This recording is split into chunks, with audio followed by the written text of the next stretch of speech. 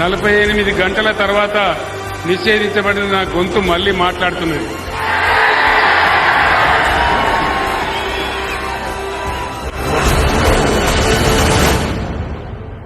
ఈ రోజు కేసీఆర్ బస్ యాత్ర ప్రారంభమైన తర్వాత కాంగ్రెస్ కు బీజేపీకి గుండెలు వణుకుతా ఉన్నాయి.